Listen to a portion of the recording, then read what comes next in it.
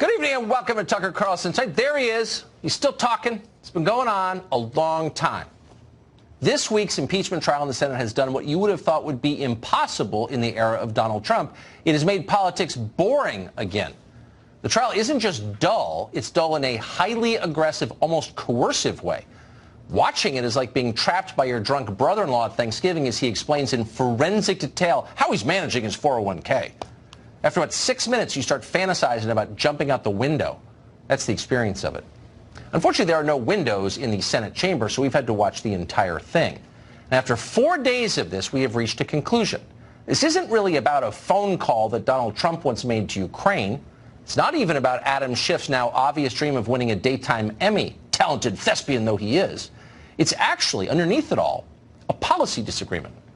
Permanent Washington was enraged that Trump violated neocon orthodoxy by criticizing Middle Eastern wars and by promising to de-escalate tensions with Russia. Nothing he has done before or since has made them angrier than that did. It was a direct threat to their ideas and to their paycheck. So they decided to make sure he could never make good on those promises. Adam Schiff conceded as much in his closing comments today. Trump's real sin, Schiff explained, was questioning military aid to Ukraine. Why? Because it is America's duty to remain on the brink of war with Russia forever and indefinitely. The United States has roughly 68,000 troops stationed in Europe. They serve alongside troops from 28 other countries that comprise the North Atlantic Treaty Organization, or NATO.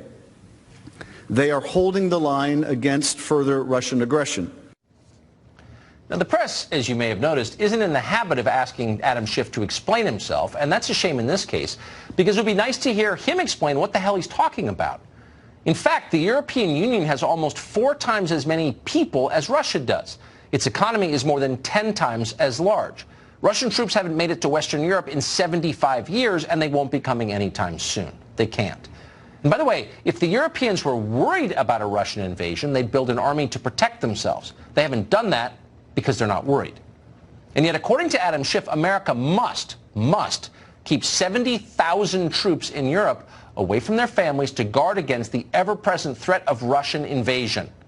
For real. He said that. His fellow Democrats nodded in vacant-eyed agreement. If it weren't for American military aid to Ukraine, Schiff went on, Putin's armies might have conquered that country, gone on to seize Poland, and overrun the continent. You'd have to learn Russian to spend junior year in Florence. Watch. Now, Ukraine is not a member of NATO, but Russia's invasion of Ukraine was a threat to the peace and security of Europe. If we had not supported Ukraine in 2014, if members of this body had not voted overwhelmingly on a bipartisan basis for military assistance to rebuild Ukraine's military, there is no question it would have invited further Russian adventurism in Ukraine and perhaps elsewhere in the heart of Europe. It would have weakened our allies and exposed U.S. troops stationed in Europe to greater danger. And believe it or not, Schiff went on like this all day long. Voice rising, eyes bulging, and over time he began to sound less like a congressman from Burbank and more like a character from a Tom Clancy novel. The greatest threat to America, Schiff said, isn't Russia's First Guards tank army. It's the President of the United States, who quite possibly could be the first non-voting member of the Politburo.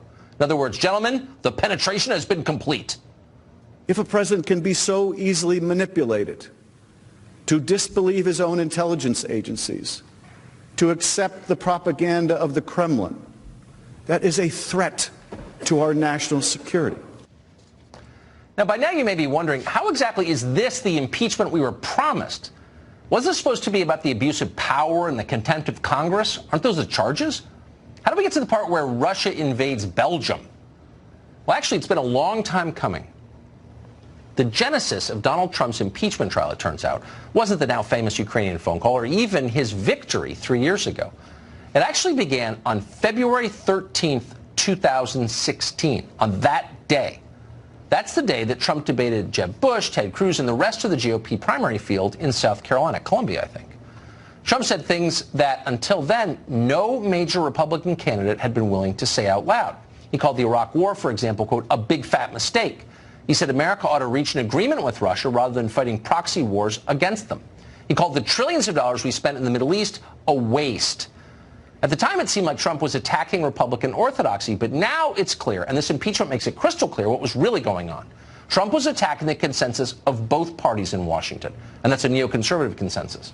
Both parties work together to keep America overextended abroad, stuck in quagmires across the world that enrich defense contractors and lobbyists while killing our finest young men and hollowing out this country. Donald Trump promised a different path as a candidate. He said it was time for American troops and American dollars to protect American interests, not the interests of some backward Arab petrostate or corrupt Eastern European oligarchies. Against united opposition in Washington, you'll remember, Trump got the nomination and then won. But Washington still has not recovered from the shock. And rather than learn from the results, they've doubled down. They blame the defeat on Russian Facebook ads that nobody saw. And in response to those ads that nobody saw, they're demanding that America risk war with the world's largest nuclear power. Now, we've mocked Adam Schiff many times in this show, and we hope to in the future. But on this matter, we're deadly serious. If this guy's public statements reflect what he actually believes, he is dangerous to the country. For real.